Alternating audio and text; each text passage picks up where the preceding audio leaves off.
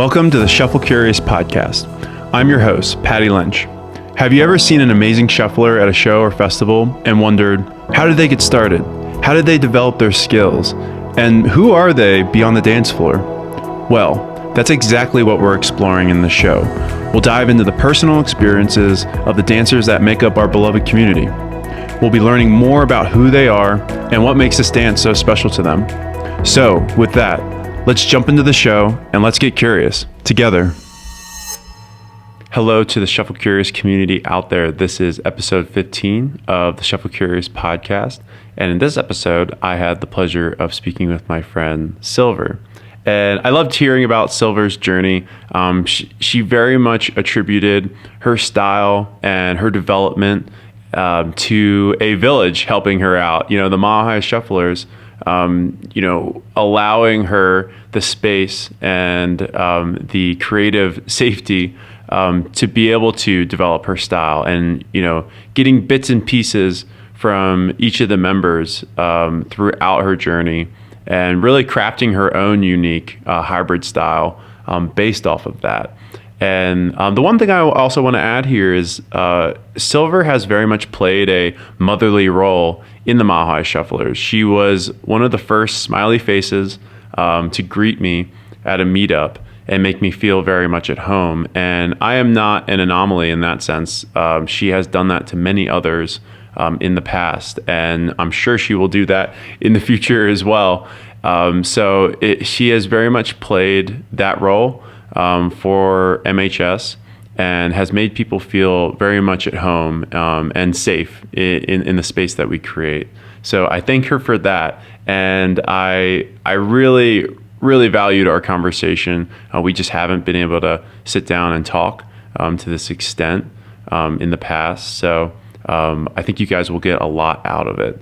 So without further ado, this is my conversation with Sylver Acrey. I hope you guys enjoy.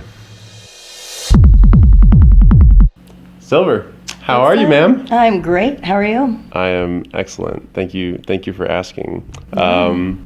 We had an amazing time yesterday.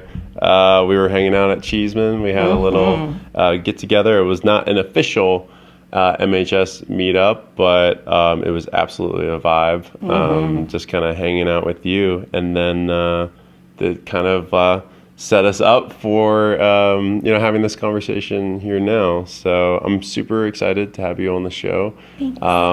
I know your time here in Denver is fleeting. You are moving on to bigger and better things. Maybe. More things, maybe. Cool things. Just cool things. Definitely can never say that anything is better than what I've experienced here in Colorado. That's amazing. Yeah. Thank you. I think that you've had a very good stint here, but cool new chapter coming up.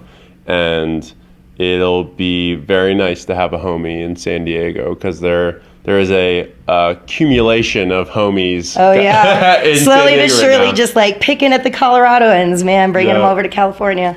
No, it's amazing to see, and I am very happy for you and that life that you will cultivate there. And like I said, it incentivizes me to come and visit. So, so definitely wanted to have you on the show before you make that jump, and. But I wanted to get into how we met each other initially, and I don't know if you remember, but this was very much a piece of memory that I have that I hold on to, because it was one of my initial ones. Being here, it was my second meetup, being in Denver, and then just associating with the Mile High crew, and. We were at Belmar Park, and it was my first time at Belmar as well. I'd seen meetups there previously, but I was still very much getting used to everyone and who was who. And I had seen you on the MHS page, previously, but I had never met you before.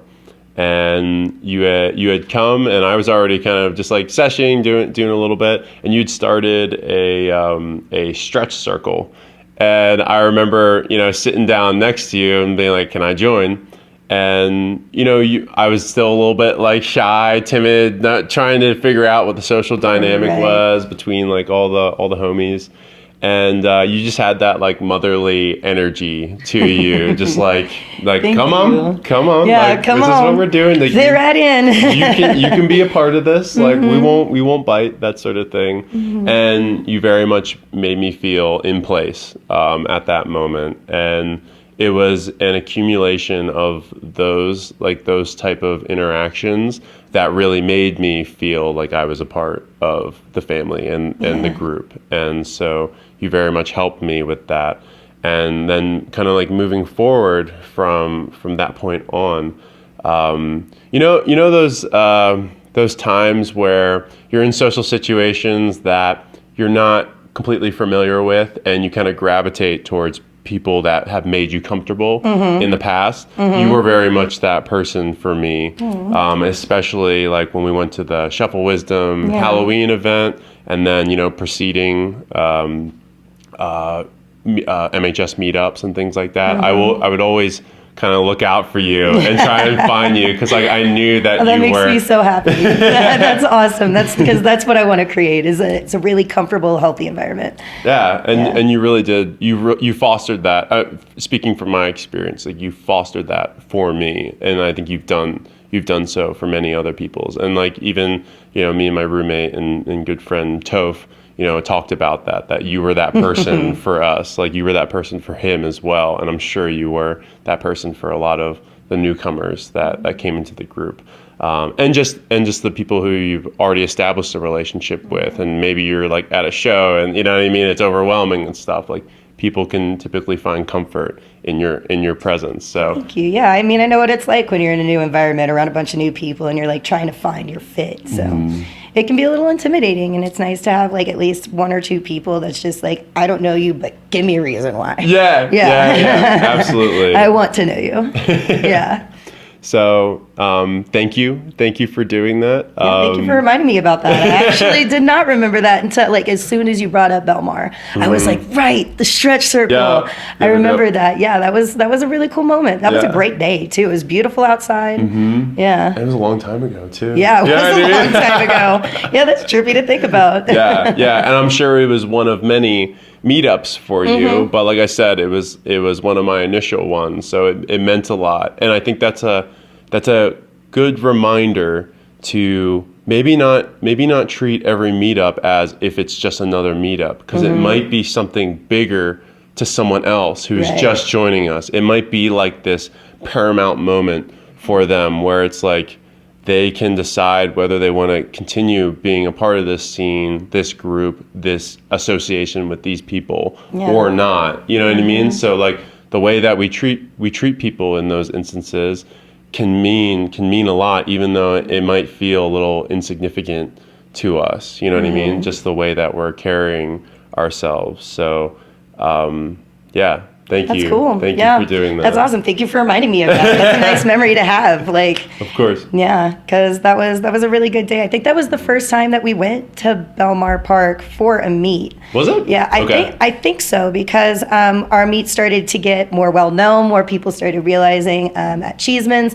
that they could kind of host the same kind of events that we were. So Circus Fam and then Black Box and some other people were starting to host events, and it was taking away time or good dates for us to host an event where everybody could come. Got it. And some people live closer to Belmar, so it made it a little bit easier for them to get there. It was a nice trade-off. And so, yeah, I'm pretty sure that was the first time that we went out there. I'd never been to that park before, and it was cool to like have a plug-in and wouldn't have to like rent the space out and kind of just do our own thing and have shade. Yeah. The shade is crucial. But Cheeseman does have shade, but like when the sun hits at a certain angle, it's like you're still getting the rays. Yeah, no, you get a little bit more shade at Belmar, which is really nice, especially when you're just drilling and breaking that sweat. It's cool to pivot there every once in a while, but yeah, definitely Cheeseman has holds the heart. Yeah, 100%. Belmar, like you still slap. Don't get me wrong, but like Cheeseman, let's go. The Cheese Palace. Awesome. Well, I just wanted to share that with you. But now I'd like to get into your background. So if you could, just spin the audience up, where are you from? how long have you been in Colorado, and how long have you been shuffling for? So I'm originally from Fort Worth, Texas. I was born there, really. I'm kind of like the soul of the United States. I've moved around a lot of different states. I've been to 28 states in 27 years of my life. But when I moved to Colorado, this has been the longest place that I've stayed. I've been here for 10 years. I moved out here because Breaking Bad came out, and meth seemed like a cool thing in Dallas. And so I decided to go where the grass is greener. And I've fallen in love with it since I've been out here. I've been dancing my whole life. I started doing hip hop, break dancing, pop and lock, liquid, stuff like that. Because in the cities that I'd moved to, they were more like hip hop oriented. And so I could find crews that would teach me like different movements and stuff like that. Grew up pretty poor, so I didn't take a lot of classes. I'm all self-taught, just from friends that I met, videos that I watched, watching Sierra and Chris Brown and Michael Jackson all dance on videos and kind of like running it back over and over and learning that. And when I came to Colorado, I was hoping to find another crew, but hip hop isn't very big out here. It's starting to slowly trickle into a bigger scene, but when I first got here, I could not find a dance crew.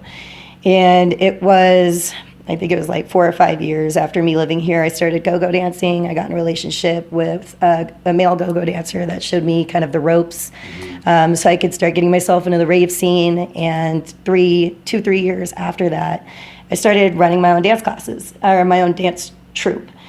And so we had an event at the Aslan, which is not very relevant anymore. It's like this hole-in-the-wall theater that's kind of like Ogden on 5 Points that shut down, I think, 2 or 3 years ago. So I only got to host a few events there. But I had Lucky Charms on my dance crew, and she was wearing... Chelsea, right? Chelsea, yeah. And she was wearing these Camel 311s, which are these like furry knee-high boots with 8-inch platforms. They're super thick, like wedges. And she was shuffling in them, like doing T-step and Running Man and toe stalls and like all this stuff. And these thick boots, and I've never seen footwork that like I was able to really process. And so whenever she got off the stage, I was like, you have to show me, like I need to learn how to do this. And she was totally down. It was like a week and a half after, something along those lines, and she was like, hey, I found some people that are meeting up at Cheeseman's Park and they want to dance. And so I came out and I met them, and they taught me how to shuffle. Yeah, and so that's kind of the beginning of how I got here. When was that? Was that like that was late like 2019? 2019, yeah. Okay. 2019, 2020. It was like the end of the year. It was just getting into fall, so I think it was around like October. Got it. Yeah. So you've been shuffling for about 3 years or so? A little over 3 years. Okay. Gotcha. No, very cool. That just the fact that you've been almost like a lifelong dancer up into this point, it shows in your dancing as well. It's like when you're shuffling, you're not just shuffling, you know what I mean? You're adding many different, it looks like, disciplines and influences into your shuffle dancing as well. Was there anything else before you started shuffling that you want to share, like anything that might have primed you for a shuffle journey? You know, whether that be other inspirations or, you know, maybe like sports you played, or like perhaps a longing for that kind of community and things like that. Any of the above? Well, definitely have always wanted to learn footwork. Like since I started using my body, I just could never find a person that knew footwork very well, or found a video that was like just focused on that. I wasn't very big into the rave scene and what shuffling, I didn't even know what shuffling was until I found it. And that was when I met Chelsea. And so I was just kind of watching videos, kind of trying to talk to as many people as I can, because I love talking to people and getting new insights and seeing the way that people learn how they dance and all that, waiting to find somebody that knew what I was trying to learn. And yeah, whenever I found the dance crews that I would work with and go-go dancing, and finally finding that dancer that knew what they were doing, that's what like jolted me into it. Like I was practicing it every day, 3 times a day, looking up videos, finally knowing what this dance form was, and that's like what jolted me into it. Okay. Yeah. So when you met up with these individuals, these hooligans at Cheeseman Park. Who were they? And what did they impart on you that day that made you want to like really start, getting this going? Yeah. So the first people I met were Dee, Sammy, and Jorge. And then Jorge used to have this friend named Kawana. Kawana, I believe, was his name. He used to dance with us at the beginning, but he kind of fell off. But I was hanging out with all of them, and all of them have had these little portions of dance that they've had in their background. Jorge has always been a shuffler. Sammy used to be an Irish dancer. Dee came from Texas as well, had like a little bit of a hip hop background. And then Kawana, I don't feel like that's his name, but it's something like that. But he was just getting into it as much as I was. And so like getting a little piece of them was really cool. And seeing the different ways that they dance threw me into it. They were super welcoming. Everybody was like definitely down to get to know each other, where they came from, what they were doing. I, at that moment, wasn't very shy because there was maybe like 8 to 10 of us. There wasn't very many. It was just some people brought some speakers and we're all listening to the same music and just kind of like started dancing. And so Chelsea was teaching me, Sammy taught me a little bit, and then Jorge taught me a little bit. Okay. And they probably all have very different, well, I know they have different styles. Yeah, and stuff all like very, that. very So different, yeah. It was probably nice for you kind of to be able to gravitate towards one or the other, or like their teaching techniques, It was kind of like a melting pot of like what I've already come into with my life, like learning so many different dance styles and meeting so many different people. It was like I got that in one space around this like general type of dance. Yeah. So that way I could get different ways to look at it, different ways to practice, different music to listen to while I'm practicing. So. And I think when you're in that kind of setting, that group setting where it's casual to the point where you can kind of let your guard down a little bit, but it's still within a group. There's almost like accountability, for it. Like, if I'm teaching you something here right now, like, I don't want to be wasting my breath. Like, I want to see that you're actually implementing it and stuff. Whether that's spoken, like that's usually never spoken. Yeah, it's usually like without saying, but kind of like. I'm taking the time to like show you some stuff. So like let's see it. I would love for you to see what I'm trying to teach you. And I think that's important for, like on the student side and the instructor side. It's rewarding when it's like, okay, I'm implementing what someone has told me, and I feel like I'm accountable to them to do a good job with it. And then on the other side, it's like, wow, they're actually doing what I've told them. You know what I mean? And I think that starts to form a stronger connection amongst dancers, number one, but also like shufflers too. Like I can always really appreciate when someone asks me how to do something, and then I start seeing it in their flow. I'm like, well, golly. Give me them snacks. Let's go. It's amazing because it's validated that they have they've listened. You know what I mean? They've listened and they respected whatever I was trying to convey to them. And then I try and do the same thing when I ask something. I'm like, I want to make sure that I'm actually like genuinely curious about it, and that I respect all the work, all the knowledge that they're imparting on me, and then that I implement it as well, because I think it pays homage to the person that is taking the time out of their day to like do that for me. It's special. It goes full circle. Like the best way to learn is to teach. So it kind of like lets you know that like what you're doing, you've learned well enough that you can teach somebody and they can actually learn it. So the like fundamentals of it really helps both sides, and that connection really helps too, because like when you feel good off of what somebody else has taught you and you feel like you can learn it quick, you want to keep going back and keep asking that person to teach you more. And just that bond in itself makes your friendship or relationship even stronger. Yeah. It's like you're talking about technicalities, but it's also like an emotional thing too. Like you're bonding with that person over the dance. Yeah. And it's really cool to see. And I think you've been that person to others as well, just because you've instructed and taught classes and one-on-ones and things like that. but you've also just been a homie when people have asked questions. You take the time out of your day to like really be present with them and to instruct them. I've seen it, Thanks. I've been that person. Yeah, I've been your student. I also see you do the same thing, so it means a lot that like you can recognize that and appreciate that in yourself, because I love seeing when people actually care, when they want to see you get stronger and it helps them get stronger, and it's really just like a balance between the two dancers. I believe there's not very many bonds much stronger than when two dancers find that connection.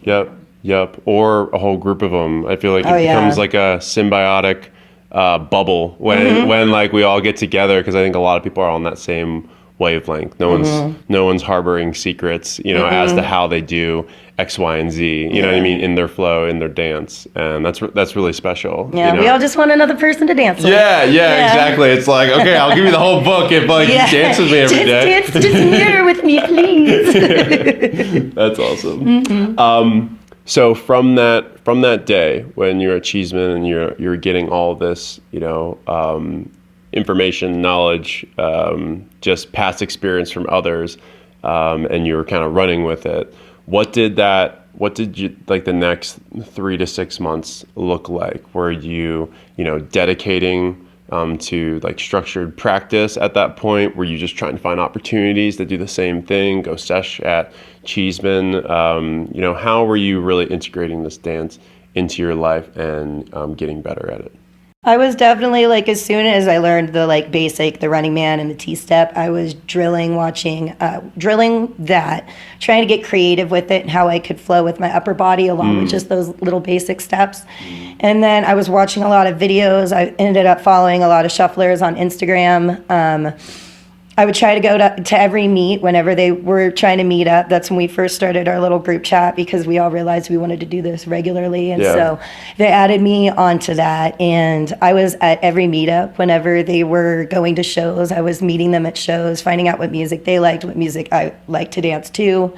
It kind of took over, my whole life. Like, it gave me something that like I could use therapeutically. It gave me something I could use for my health, something that could keep my mind focused, and it gave me like more of like a spark to dance again. Because like go-go dancing was fun, but it was kind of like a modeling kind of dancing thing. You're more like voguing. You're there to be pretty. You're not there to do like a lot of technical moves. Thank you. Yeah, a lot of technical moves or anything super intricate.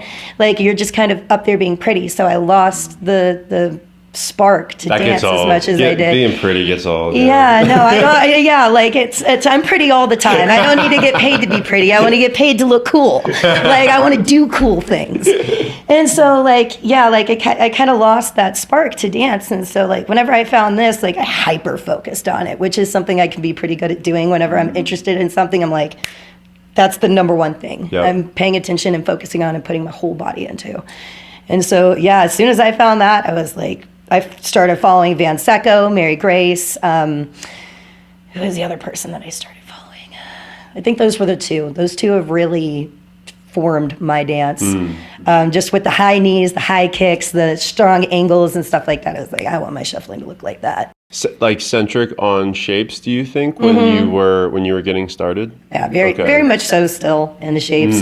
I'll do a little bit of house dance every now and again. I've talked about this before. Melbourne, I'm still trying to set into, but shapes have been, I like quick. I like go. Yeah. That's been always my kind of dancing. I need to learn how to slow down and isolate and stall a little bit more, with that being said.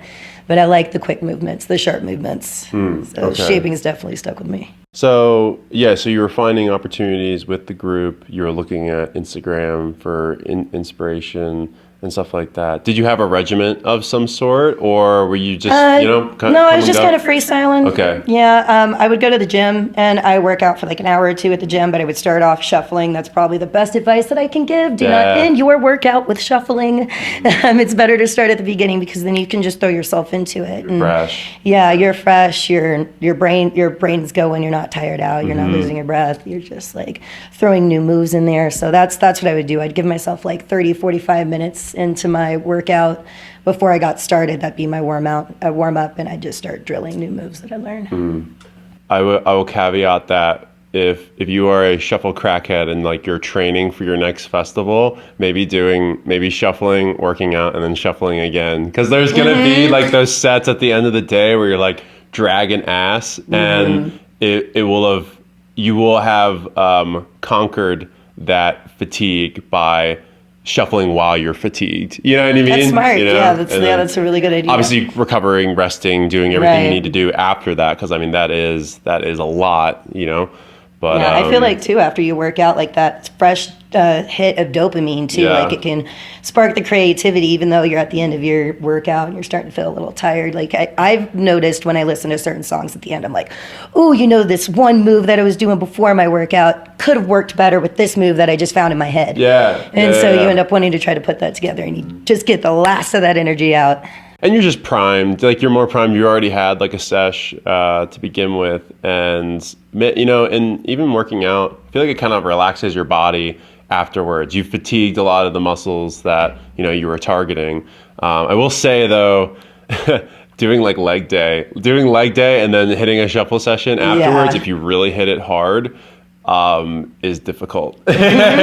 So be careful. You might not listen to your body. Yeah. Be aware of what your body is telling you. Yeah, you might not have the balance that you did initially. But there's sometimes when, at least for me, just speaking on my own behalf, when I've done like a light leg day, I actually feel better about my shuffling. I feel limber. I feel loose. Maybe it's that warm up. The muscles are primed for some reason, so I kind of like that as well. But that's smart. Yeah, I mean, I'll take that advice. Yeah, I'll take it. I can take all advice.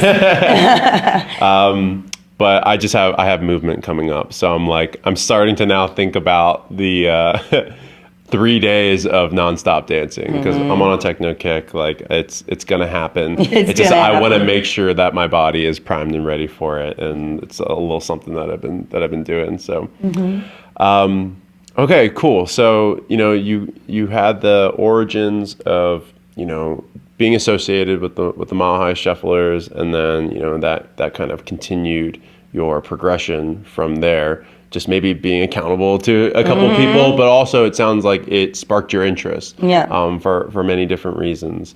And so once you were off to the races, what did that look like? Were there any trials, tribulations, any breakthroughs that came through during that time? Was there ever a point when you wanted to quit, when you maybe got burnt out? Because I know that you were talking about with your other dance forms, the allure became maybe a little bit less at times. Has that? I know I just asked you a bunch of questions, but has that ever been an issue with shuffling? Was there ever a point where you're like, this is a little bit much for me?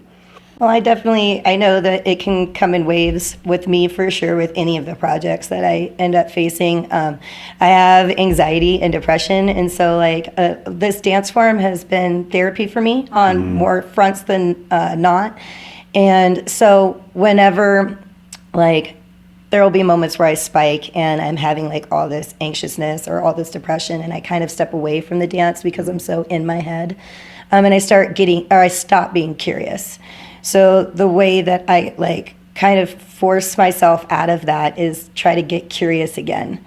So whenever I'm sitting there and I'm anxious and I'm depressed and I'm sitting and loathing in my feelings, I'll try to just start looking at videos again. And it'll kind of help me get out of that. But there are definitely times where I'll drill super hard because I'm hyper focused on it, and I'm having such a good time and I'm learning all of these new moves, and then it gets to a point where I get comfortable in all of the things that I've learned, and my interest will die, and that anxiety and depression will start trickling in.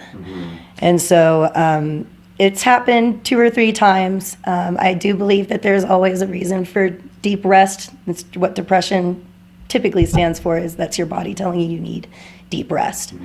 And so I'll give myself that time of maybe you just creatively need a break, freshen your mind, and feel your body, get comfortable with that. And then to bring myself back out of it, I'll start looking for new videos, new dancers, new ways to mix it up a little bit. Yeah. And before we got on the call, you were talking about an inspiration that you had. You were looking through some of Donovan's, Donovan Harding's Instagram videos, and you were showing me like a little toe stall that he was doing, and you're like, I love that. Like, and I want to start drilling it. So it seems like, when you're in these, episodic bouts of, depression or anxiety, it's like when you've had enough, and then that you're going to be looking for other inspirations and things like that. Is that typically like the cycle that you go through? That is typically the cycle that it goes through. Yeah, like I'll go a few months into like really drilling it, having such a good time, and really focusing on like the different ways that I can make my routine eclectic, and then I'll just kind of get into my head a little bit about it, and then I'll just notice I need to take a step back, because maybe I am hyper focusing on it so much that I'm not looking outside of the box. I'm stuck in this little box that I've been in. So I will recognize a pattern, but that's been the way that I get myself out of it, is just looking up videos, finding new dancers, even if I'm just sitting on the couch and just like scrolling. If I'm going to scroll, there needs to be a reason. Yeah. And so I'll give myself let's find new dances, let's find new movements, let's find new dancers. And yeah, exactly. Like I was dealing with that with these last couple of months. I kind of went on a hiatus again, and I haven't been dancing the way that I was. Just a lot of things in life have been shifting. And Donovan is one of my favorite dancers as of right now. He's just so different in the way that he dances. He's always adding something new, and those toe stalls and those toe taps definitely sparked it up for me a little bit more, so that way I can start drilling that again, because it's sharp, it's small, it's a lot, and I like that. Yeah. You do like those movements, like that quick footwork, and Silver bullet. Yeah. There you go. Trademark that. That's dope. Silver lining, silver bullet. No, you're nice with that for sure. And so it surprised me when you were talking about like, I want to get into Melbourne. Like I want to do Melbourne, and I'm struggling with Melbourne a little bit. What was your inspiration for that? Because it seems like it's a little bit out of your norm of what you gravitate towards. It's definitely not the style that I stick to, but Jorge is so good. Yes. He has been he's a Cali shuffler predominantly, but he definitely knows his Melbourne. Yep. And Moss, he hits Moss too real well. Honestly, I didn't even know what Cali style was. I finally broke it down to me in San Diego, broke it down to me. I did not know the difference between Cali and Melbourne, but after learning that and seeing like those deeper, heavier movements, and like it being a little bit bigger, being a little bit slower, but the music is more intense. You feel it harder. And I think that's what I like about it, is because it's still intense, but on a broader spectrum. It's not as quick, but you're still feeling it heavily.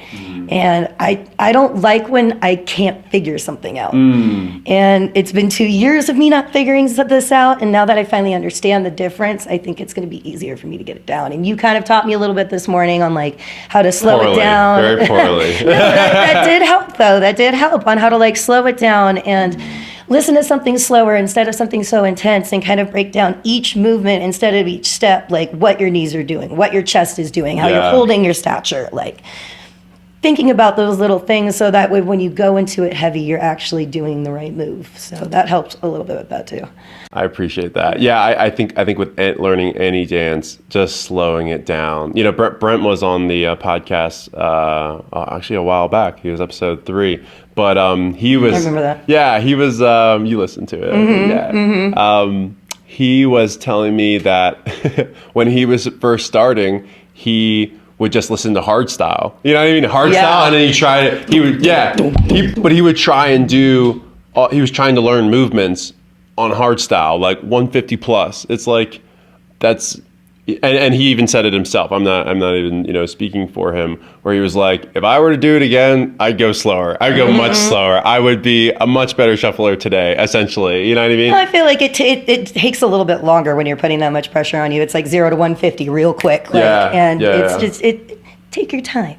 And I think take your breath. I think we're impatient as shufflers as well. You know what I mean? Like, especially when we're first learning the dance, because all these moves are so new to us. So it's like picking them up. We do it pretty quickly, I think, especially if we've really snapped in and we hit the I believe button that like, okay, we're doing this, we're doing, this is going to be a lifestyle, that sort of thing. And you begin to, your arsenal of movements and the sequence of moves between each other grows very fast.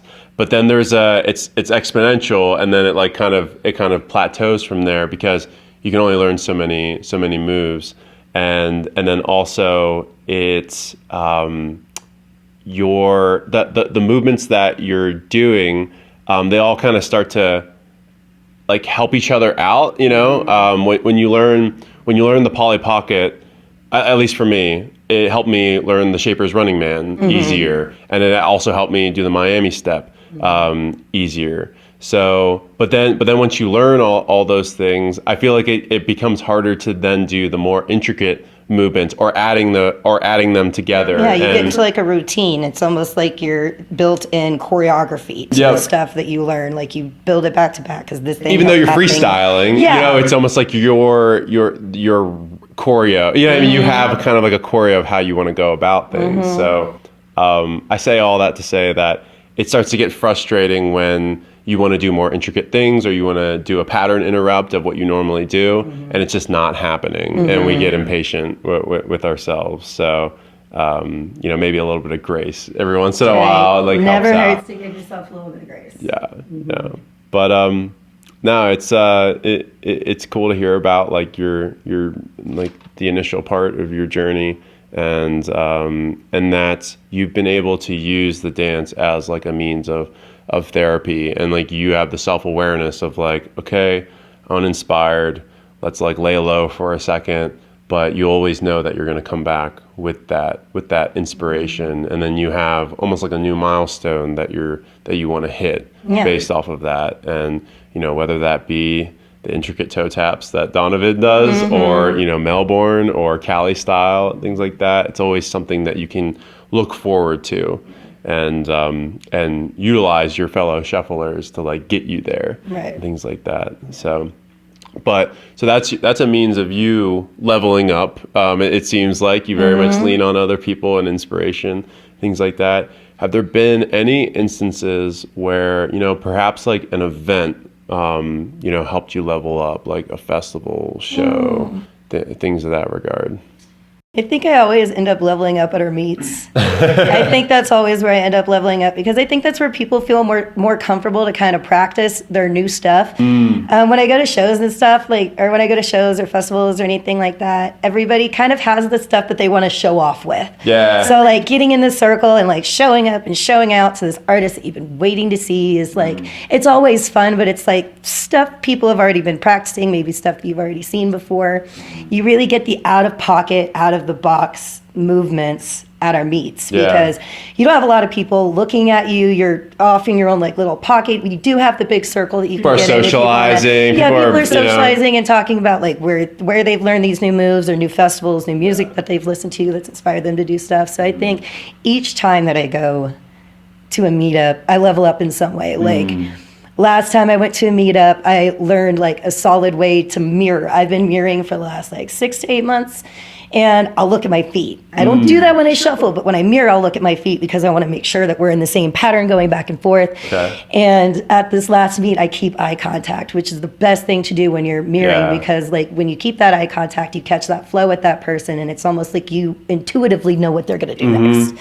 And that made me better at mirroring. It makes it more fun now. Whenever I go to a show, or whenever we have our like little meets like we did yesterday, like I actually feel like I'm contributing like a dance to it, rather than just watching the back and forth. Yeah. And so, that connection with the other person is very, very intense when you just see like the two eyes going back and forth, but your bodies are in harmony with each other, and like it's so deep. It's so deep, like doing that. It's like poetry. It's and like you can kind of get the vibe of what they're doing with their body, and you can mirror that as well. But like keeping that eye contact, I do both. I will look at their body. I like in football, they always said like look at the hips, because like that's when you know, that's how you know where a body is, because that your center of gravity always needs to return to the hips for you to be upright, and that's for like defense. If you're trying to tackle someone, look at their hips. So I will look at you do in salsa. Salsa's the same way. Wrestling is the same way as well. But that's smart. That's a good tip. I'll go back and forth though, because I don't feel like the connection is as strong when I'm doing hips, but if I want to do something intricate with my movement, I feel like the hips are better because I can still keep track of the individual and do something crazy on my end. But if I really just want to focus in and be present with the other person who I'm mirroring in, eyes the whole time. And then I'm just doing T-steps and running, man. And I'm just like, I'm vibing with you. Little chest pops. It is a beautiful thing. And yeah, I think our meetups are grounds for level ups for 100%. Sure. And not just in the dance, I think it also is a good introduction. It's a good introduction for people who might be a little bit stage shy or the stage fright that comes with jumping into a circle and being the center of attention, because you are in those environments, you are surrounded by people who just love that you are sharing the dance. It doesn't matter what experience level that you are. It doesn't matter, how many times you've come to the meetup beforehand. It's like we're just stoked that everyone's there and everyone is hyping each other up. Especially like the core group, I would say, of MHS, where it's like we're constantly going to cheese and just sessioning on our own, and then we have the meetups and everyone's there, a part of that core group, and then everyone else who has decided to come, who has maybe seen the flyer or has attended before, or have been homies that have just been traveling, like things like that. Everyone comes together. We're stoked that everyone is there. Like it doesn't matter where you're coming from or what affiliation you've had before. Just as long as you come. Yeah. So for I think for everyone, it's a chance to like just dance and be recognized for your dance, and to know that whatever experience level that you're coming with, you are still going to be received in a well manner, and like with enough of those data points, it makes people more comfortable in expressing themselves to a lot of people, even if it's not the same scenario of a bunch of smiling faces going, even if you're just at a show around people, you've kind of become desensitized with dancing in front of people. So I think there's level ups in the technical aspect of it, but also just like that confidence in yourself that, you're a good enough dancer that you can do it anywhere, you know what I mean? And not to be shy about it, you know, because at the end of the day, that might stop you from an opportunity to express yourself. And I don't think that serves you well. You know what I mean? Yeah, no, especially as a dancer, I've always said the number one thing about dancing is it's a cocky thing to do. Like, you are listening to the music and experiencing yourself and found a way to express that in a way that you want other people to feel what you're feeling. And like, you learn all of these moves to basically kind of show off that new way of language, that new way of speaking to somebody. And so like, it means a lot for you as your own individual dancer and for the dancers around you to kind of be able to like desensitize yourself to the judgment. Yeah. It's like that may or may not be there. That may or may not be there. Yeah. Somebody might it's just probably all good judgment, to be honest. Yeah, more times than not. Like, a lot of people are envious of somebody who can like step outside of themselves and outside of their body and really express in that manner. Or they're inspired by it. You know what I mean? Yeah. And so I think it's really important to, put yourself in an uncomfortable position, because there's no growth in comfortability. We've heard that a lot in our group. Like, make yourself uncomfortable, always make yourself uncomfortable, because you're gonna see the other side of it and it's gonna be even better. And just riffing off of that, I think that once it's set, you're doing many other people a service. If you need to think about it this way, you're doing a lot of other people a service when you decide to get out of your comfort zone and to dance at whatever level that you're at in front of other people, because someone might resonate with the level that you're at and they might be the same as you, and it might give them permission if they see you out dancing and you look like them, but they are uncomfortable with doing the same thing. It might give them permission in their own head to do that. You know what I mean? You don't know who you might inspire by just being yourself, being vulnerable in that moment, it might maybe they won't do it at the meetup there, but they might ruminate over it for a second, and then the next meetup they go out and dance because they saw that you were dancing, or they went out in public in another situation or at a show or whatever else. You have inspired them in some sense and gave them permission to do something that they had mental blocks on or self-limiting beliefs for. So it's not always about you and how you're feeling. Like by you stepping out of that comfort zone, you might just inspire someone to do the same. So yeah, I think that's a big part of like why we all dance, why we're all here, is like we want a community of people that can make us feel accepted. Like, and we chose this thing that we can express ourselves that's a little outside of talking. I know there's a good portion of us, me myself, like I'm good at talking to people I know, but not good at talking to people I don't know. And so like this is kind of like that icebreaker in order to do that. And like to have a group of people that will accept you and like, hey, that move is cool, that's the icebreaker, now we're talking. Or hey, like that song you chose to make a video to on Instagram, I saw that this week, like that was really awesome, icebreaker right there. Like we want a community to feel accepted in, and dance, this form specifically, like is a really great hub for that. I agree. Yeah, like that was one of the first things that I would do whenever I started coming to like the bigger meetups, when our meetups started getting bigger and bigger, as I would see new people and I would see this person learn a couple moves from like a meet or two before, but they haven't gotten in the circle yet, and I notice they're a little nervous, so I'll pull them and we'll go in together. And I'm like, you are not alone, we are doing this together. And now we're doing those moves together, mirroring essentially, but like sometimes just copying each other. They focus on you and forget about everyone else. And then when you slowly start stepping away and they're doing their own thing, they're like desensitized to it. Like having that kind of support is like, you are not alone by any means, even when you're showing off and showing up in the middle of the circle or you're outside watching. You're not alone. You don't have to do it alone.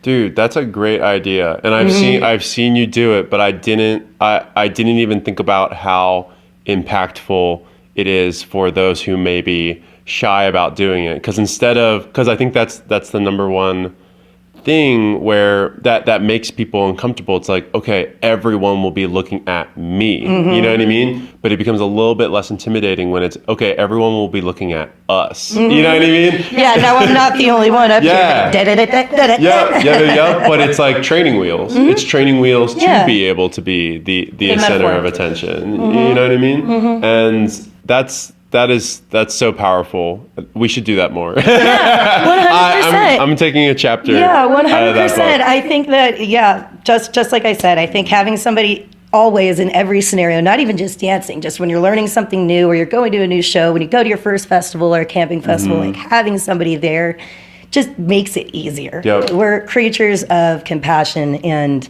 we ourselves always need somebody in our corner. So just having that support in itself can be really helpful. That's very cool. For our meetup this month, I might just grab a familiar or unfamiliar face and just do it. Yeah, like in a no pressure. Like I'm not gonna like pull them into the circle. Like if you don't want to do it, by all means speak up. Let's catch a groove in a very just playful way, you know. And I think in our last couple meetups, and Dee Dee talked about this a little bit, we've broken the circle many times. I don't. The circle's fun and all for a little bit. And what I mean by that is just a gathering of people that form a circle, and it's almost like a one by one type of consensus. Like, kind of like a showcase. A showcase. And it's like, that's cool. That's cool for like 15 minutes, a couple songs. But like the true vibe of a meetup, I think just needs to be collaborative, cooperative, togetherness. You know what I mean? Individualism is great, and it is fun to do every once or to have it be a part of it in doses.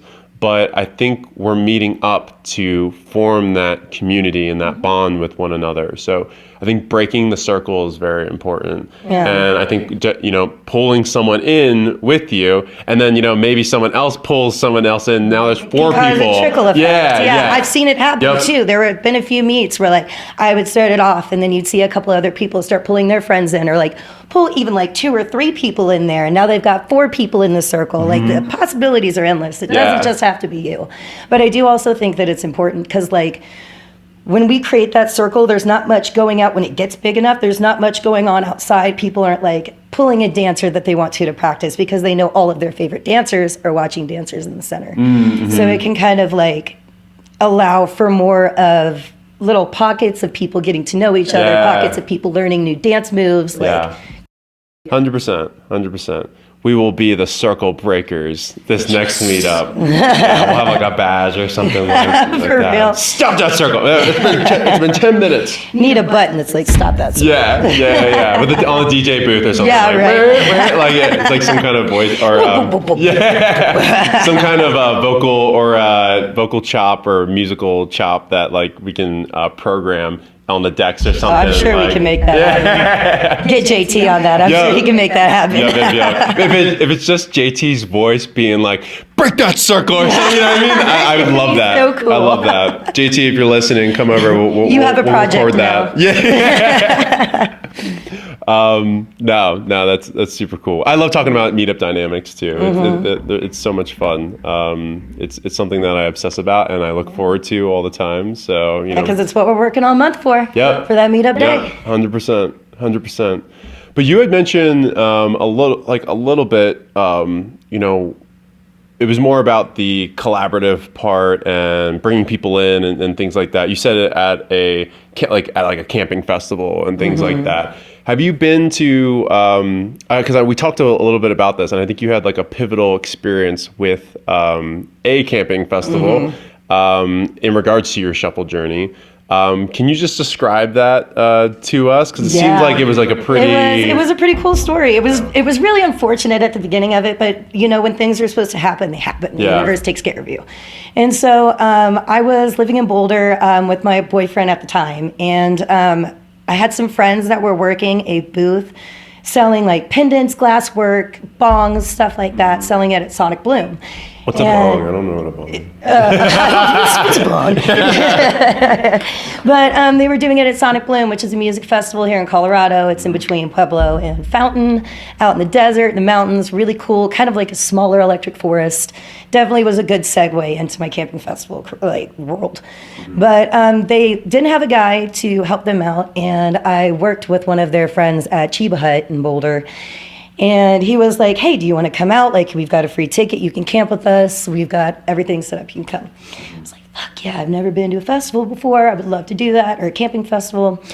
So we're getting ready. I take my time off. I've got my money saved, got food packed. It's like a week before. And the guy that bailed out said that he could make it. And so they gave him his ticket back. And I was like, why a week before? So I got really upset trying to figure out like how I can get a ticket. Couldn't find one like that was cheap enough and all of this. And so my boyfriend saw how upset it made me. I was like crying low-key. I was so excited for this. I needed the break, and I was working like 3 jobs, so I just needed that time. And so it was 2 days before, and he decided that he was going to buy me a VIP camping pass, because VIP at Sonic Bloom is one of the dopest of all of the festivals. You get free drink tickets, free food tickets. You can do raffles. You win free stuff on their happy hour. They give free drinks on their happy hour. It ain't always like that. With other festivals, you never know what you get in VIP. Yeah, most times there's really not much, especially to the bigger festivals. But you got a lot with this, and definitely took care of me because I didn't have as much food as I would have liked to. I didn't have the camping accommodations that I needed. So sorry, I'm getting the coffee jitters. No, it's all good. It's all good. So he buys me the ticket. I didn't have a ride. Put it on Facebook. Met this guy named Landon. He was like, I'm working the festival as well. I can get you in. We'll go straight through. I was like, perfect. He's like, I got plenty of room in my car. So we set up, went in early. 4-day festival, went in on Wednesday, ended up being a 5-day festival, long as hell. What made it a 5-day festival? It's usually a versus 4-day 4? festival, so it starts at on Thursday, Yeah. but you could do early entry, so you go in on Wednesday, so you can like get the good camping spots, set okay. up, meet your neighbors, do No, whatever no renegades music they're doing. No they music do- that day, but No, they do renegades, so it's not Oh. like it's outside of the festival. Got So it, it's got not it. like scheduled music, but people will bring like their DJ setups and like set up little campsites where you can go like bounce around and that's it. yeah, listen to music. But so we did that and met our neighbors. It was great. Everybody was nice. Met these people. They had a trunk full of Nerf guns. And Dirty Bird had their campsite set up this year. And so it was on the other side. We got all of our Nerf guns and bum rushed the Dirty Bird campsite. Ambush. Shot them all up. Yep. Yeah, shot them all up. They surprisingly had Nerf guns themselves. So it was just one giant war, people just going up against each other. And that's when I got to first meet the Dirty Bird crew, fell in love with them. And the moment that I really fell in love with shuffling at a festival was it was a 6-hour sunrise set on Saturday with Desert Hearts.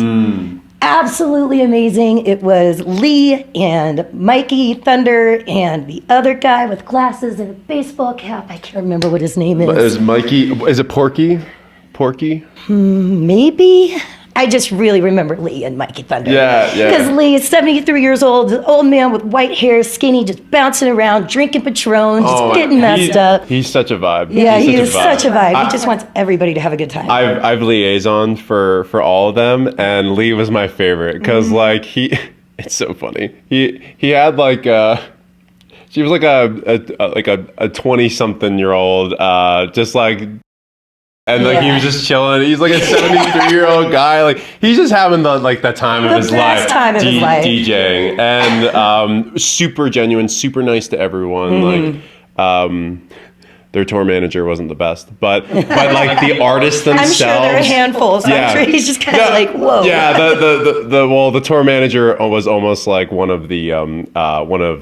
was in party mode. So that's not it's not commensurate to a tour manager who needs to be in check and in alignment with their artists and things like that. I'm going to digress here, but the artists are amazing and they throw amazing sets. Yeah. They were so much fun.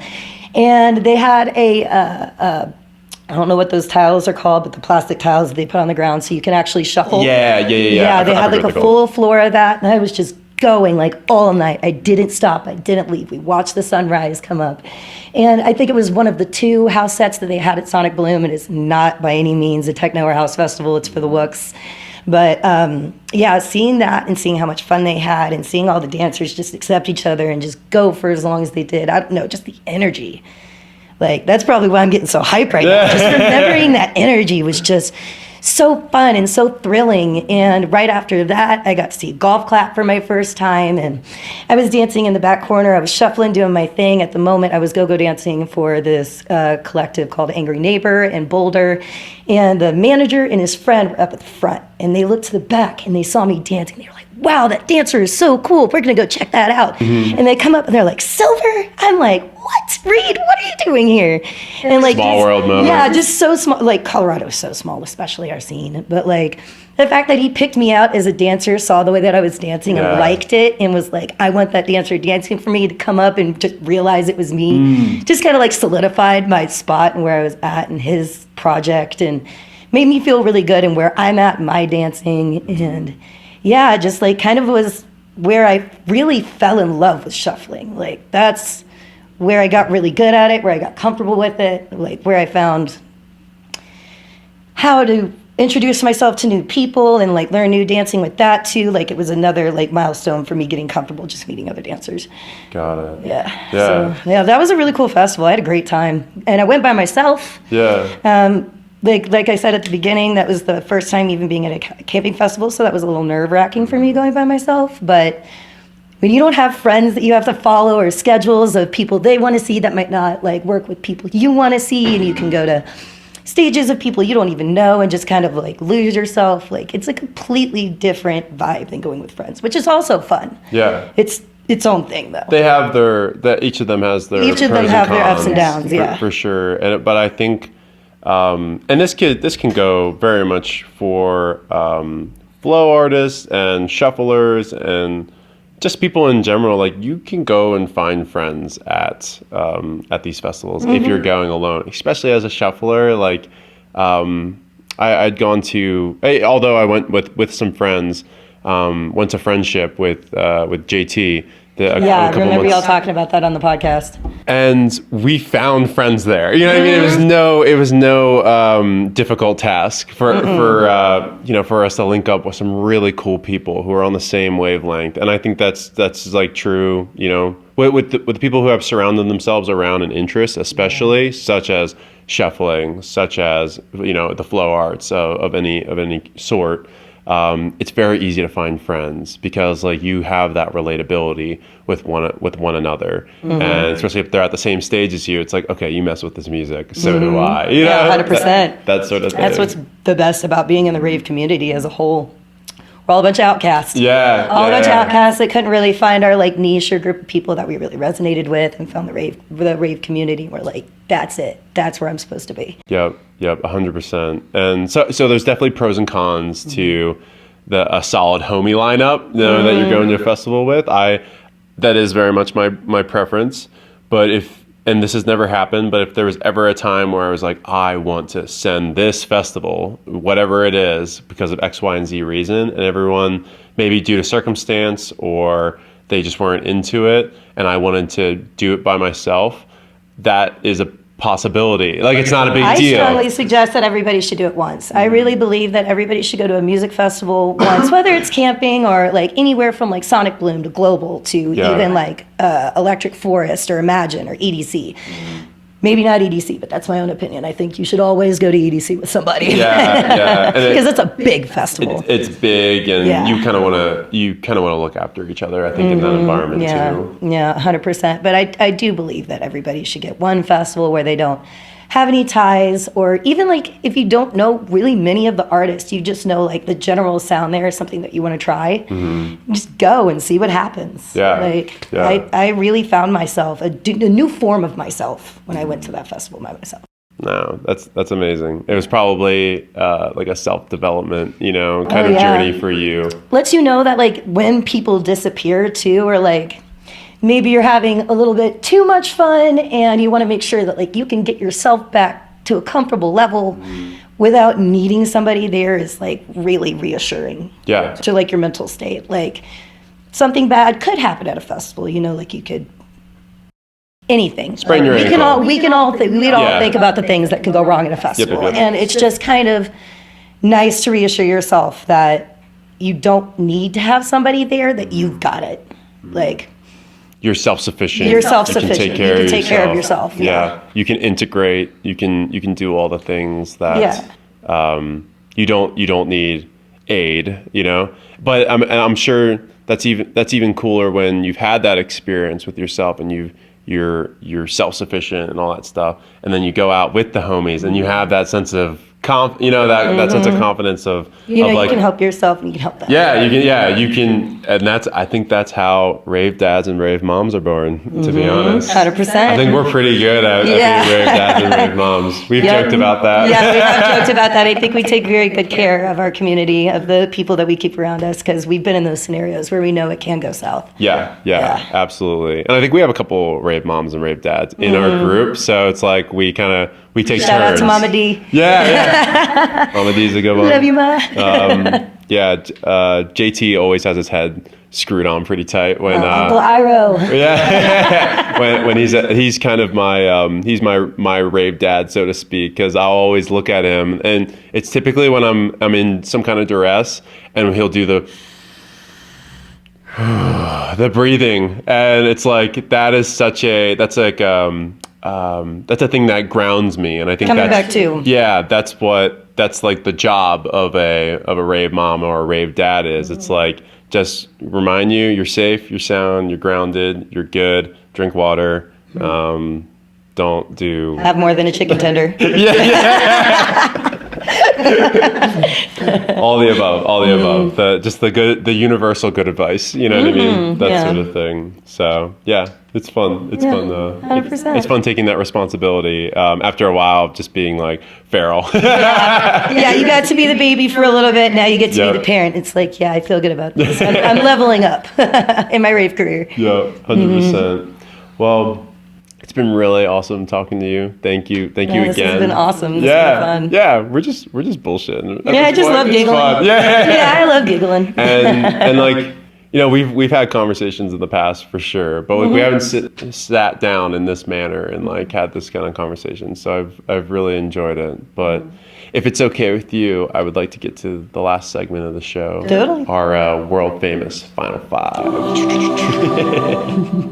So these are 5 questions that I ask every guest, and it's very fun to see, you know, just what your fellow shufflers come up with, and you know, how they respond to these questions. And I think we learn a lot about you, you know, by you just, you know, giving it to us straight, you know. Yeah. So the first question I have for you is, what is your favorite musical genre? It is a little hard. As a dancer that's been so versatile in all the different worlds that I've learned. Currently, what I've been obsessed with is disco house. I kind of want to even learn how to mix that myself because I just love the funk. I come from a 70s background. My mom is a Deadhead. She listens to the Grateful Dead, for those who don't know. And then my dad was an old techno snob, listened to The Cure and Depeche Mode and all of that. So I love like that disco, like old school kind of sound mixed with like new age house. And so that's been something that's been fun for me to dance to. It allows me to be a little bit more creative in that. And so that'd probably be my number one. I would have to say disco house. Disco house, got it. You should watch Kaya mix, because she does a lot of. No, I love when Kaya mixes. Yeah, she's all about that, and she mixes that genre very well. But like we'll throw in like progressive house and like some tech house and things like that into it. So it's just like it's a steady groove. Yeah, a lot of the way she mixes is very similar in my head to what I would like to do. Got it. Yeah, just peek behind the decks, you know? Yeah, like, what you doing, Mom? Yeah. Next question for you. What is your favorite place to dance? Cheeseman's Park, definitely. That's where I found my dance form. That's where I found my crew. That's where my group, my collective. That's where I found, like, that's where I level up each time, and I meet new friends, and I learn new movements. Like, I don't know. I have found a place that really beats dancing there. Yeah. Like, I love dancing at a festival, love going to a show. Love dancing at a festival more than a show because there's more room to dance. It's probably another reason why I like Cheese so much is you have a hard time not finding a place to dance. Yeah, 100%. Even if the pavilion is cluttered up or whatever, people kind of carve out space for the shufflers if we're there. You know, a lot of people will go there to rollerblade and to skateboard and things like that. But the circus band comes out and flows. Yeah. Typically they're not on the pavilion though. They're kind of adjacent a little bit off to the side, but there's a couple of them that I don't know what that big ring thing is. Yeah, but he'll come up and he'll spin up there, or some of the bigger poi spinners will come and spin up there. But either way, like everybody that like collectively, everybody flows that stays under there, whether it's a sport or an art form or a dance form. There's a mutual respect. Yeah, so everybody kind of makes room for each other. Yeah, absolutely. And yeah, we're all there just to garner that inspiration from the aesthetic and from the floors and from seeing the mountains off into the distance. And dancing with the dead. Yeah. Oh, yeah. Yeah, for those who don't know, Cheeseman's Park is a cemetery. It used to be a cemetery like 50 years ago, I believe. And then they built the pavilion, and so that was one of the number one things why we kept doing it at the beginning, is because we learned that I think it was every Halloween that picture shuffles through Facebook or through Instagram talking about like how it used to be a graveyard, and it feels kind of spiritual whenever you're there. I mean, it still is a graveyard. There's still dead bodies. Yeah. So it is. It's interesting. I've not seen a ghost yet. Have you? Not yet. Okay. Not yet.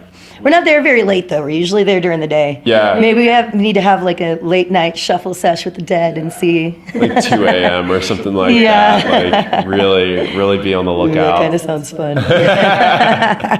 Mirroring with a ghost. The mirroring with the ghost. Let's go. Awesome. I share that sentiment about Cheeseman. Next question: what is your favorite set, show, or festival? Set, show, or festival? Sunburn. Oh my God, I almost forgot about this set.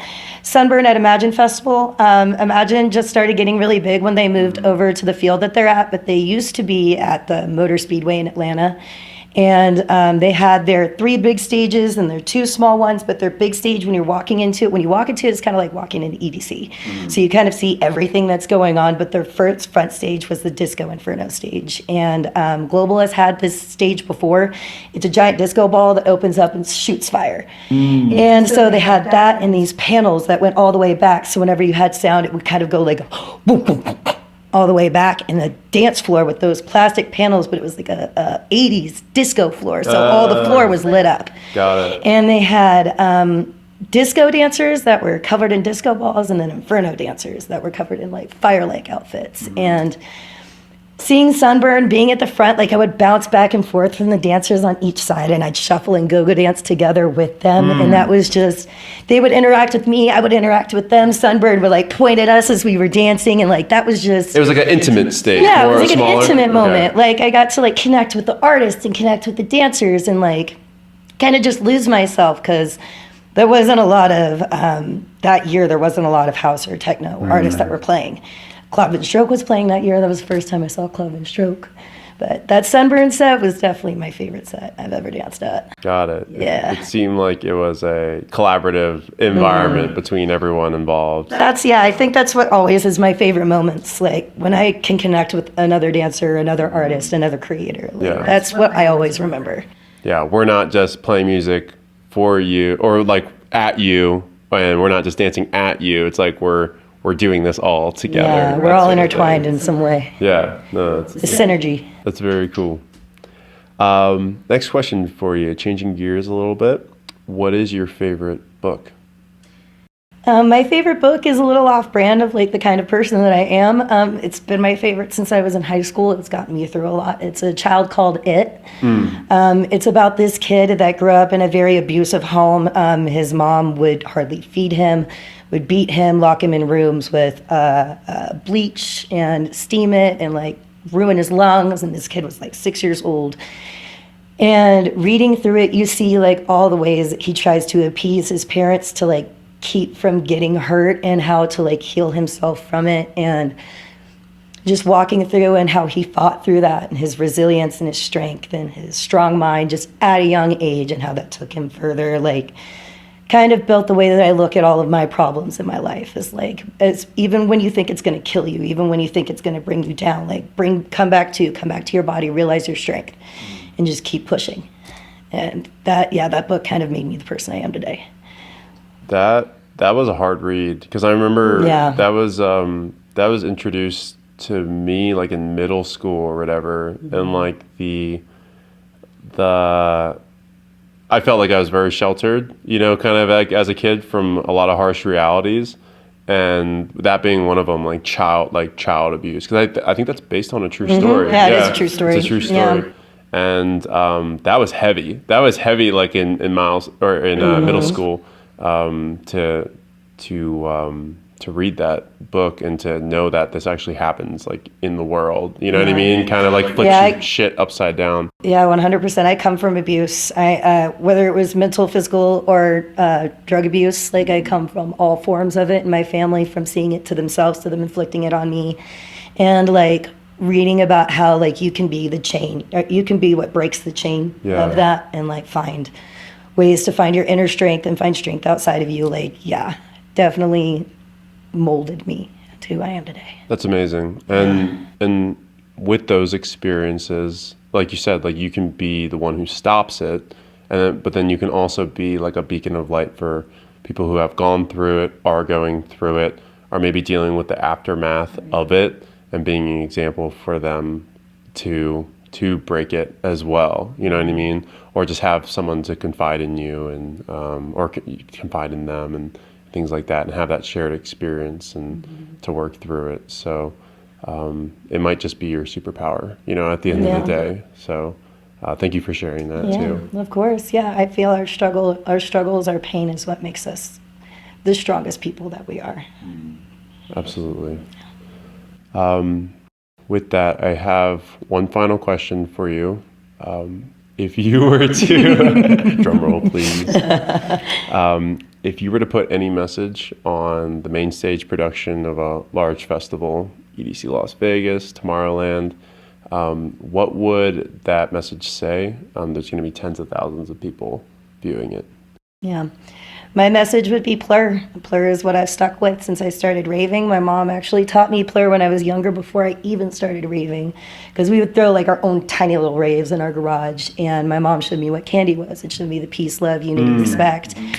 And it was just so light. It was just so enthralling to me when she showed it to me. I was like, wow, that felt so good. Like just that connection of like recognizing each other, and like, I want to give you peace. I want to give you love. I want to unite and show respect to you as your own person and what we have come together as.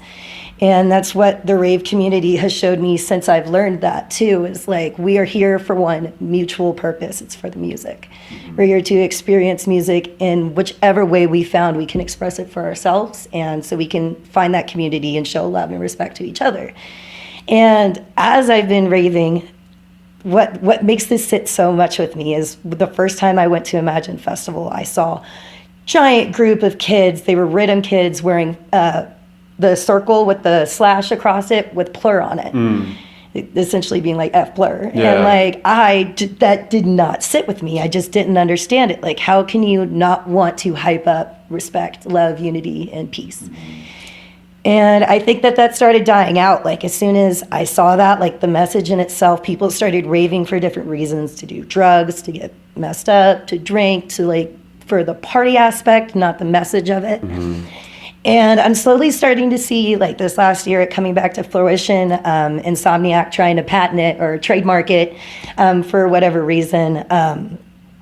Don't know what they're planning on doing with that, but hopefully I would it's like, for good intentions. Hopefully it's good. Hopefully they're gonna make it to where even new ravers that have never heard it before, like out the gate, it's like starting to learn what it is. Indoctrination of those values. Rite of passage. Yeah. And so, like, that's something that I want to continue to always keep alive. I don't want it to ever die. And so that was my silver lining of the situation, is plur. So I want to keep that alive. If I ever am dancing on stage and they're like, silver lining bringing plur, or like DJ Silver Bullet bringing plur on the ones and twos, like whatever it is, like, I just want to make sure that I'm keeping that alive. Got it. Understood. I think The soldier of the plur. I'm right there with you. Plur is not dead. We decide when it dies, you know, by our individual actions, and not being good exemplars of that, you know, of that school of thought. And I think that it's something that we can keep in mind every single day, even outside of the rave or outside of these shows and festivals and stuff like that. If you're only being plur at these things, it's not really embodying that message, you know? Yeah. It's kind of like, if it's a hoax to you, it's going to be a hoax to everybody else. Yeah, absolutely. So no, I definitely think it is. It's something that shouldn't be looked at as cliche. You know what I mean? Because it has value to it. Yeah, that's the roots. 100%. And some of the best cliche advices are some of the best advice. Yeah. Like, they just become cliche because they're really true and they're repeated all the time. Yeah, you know kind of like when you responded to the chicken tender thing. Like, we all know to eat more than just a chicken tender. We all know to drink water. Get a couple fries in there too. You know, it'll help you later on. Yeah, like it's an unspoken but solid root rule to have. Definitely. I agree. Well, thank you for sharing those with us. I think it was very valuable, and it's been so much fun talking with you, and I'm so glad we were able to do this. Is there anything else that you'd like to share with the audience before we get out of here? Do you think we covered it all? Not that I can think of. Just never. Inspiration is everywhere. Inspiration is anywhere that you look for it. You can find light in the strangest places if you look at it right. One of my favorite quotes from the Grateful Dead. And if there's something that you're inspired by, if there's something that interests you, like, just go for it. Just nothing's stopping you from just doing it. And if you fail, that's fine. Just keep trying. Yeah. Find the end of that inspiration. Maybe you won't find an end. Maybe you were inspired by something that looked cool, but maybe it just wasn't for you, and you can just enjoy it looking cool. But always try. Always give something a chance. Always try something once. Absolutely. Thank you for that.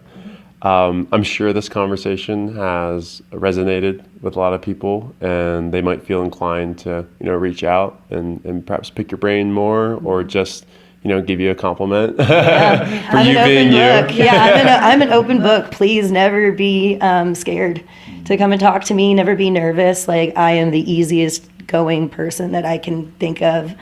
And I also am willing to listen. I can talk your ear off, or I can just listen to you. Whatever you need, I'm always here for it. I endorse this message. You've been an ear for me, and then you've also been someone that I can just chat with as well. So if people want to connect with you, what's the best way that they can do that? Silver Lining Movement .925 on Instagram. That's the best way to get a hold of me. I haven't created a YouTube channel yet, so stay tuned. I will be doing that whenever I move to California. But yeah, Instagram is probably the best way to get a hold of me. Look at some of my videos, see what I've been doing, who I hang around with, how I get my inspiration. Got it. Awesome. And I'll put that in the show notes as well. Make it easy for the listeners. So thank you. Thank you again. Thank you for having me. This was awesome. It was kind of nice to walk down memory lane. Yeah. Get to connect with you a little bit more. Like you said, we've talked a few times before, but not like this. We have our moments at our meetups and, at our little fam trips and stuff like that where we can connect. But in this form and fashion, it hasn't been done. So it was an absolute pleasure. And I just want to wish you well on your travels and your future endeavors. And you will always be a part of this family. I want you to know that. And I will keep coming back. And I'm expecting for you to come and visit too. There will definitely be a transition here. I can move away from Colorado, but I was talking to a couple people that are also moving to California. It's like, this is home base. Like, I don't think any of us are ever going to be gone. Yeah, I think this is you where guys are out just planted. scout. You're scouting right now. What can we bring to us? Yep. No, it's amazing what you're doing, and I'm really happy for you. So thank you for this conversation. I love you, and I'm excited about what the future holds for us. Absolutely. Me too. Thank you for listening to the Shuffle Curious podcast. I hope you've enjoyed the show so far. We are past the launch, and I'm so appreciative of the support that the show has received. You guys have really stepped up in a huge way, and I'm eternally grateful for that. I know this is a big ask due to the show just starting, and it's very much in its infancy, but any and all support would really be amazing from you guys. So I just wanted to come on and list a couple ways that you guys can help out the podcast moving forward. So first and foremost, subscribing to the YouTube channel would be a huge help. Among, also sharing and following the show on other social media platforms, such as Twitter, Facebook, Instagram, but in particular, YouTube will really help increase the visibility of the show, and it can help to reach a wider audience as well. In addition to this, leaving a review on anywhere where podcasts are distributed, such as Apple Podcasts, Spotify, Stitcher, can really leave a positive impression on new listeners, and it will help them discover the podcast more readily. Also, engaging with the podcast, so leaving comments, participating in social media discussions, and just anything that would really help build a community around the podcast would be of great assistance. And please feel free, DM me my personal Instagram @PattyCreates, or the show's Instagram at the Shuffle Curious podcast, with the spaces being underscores.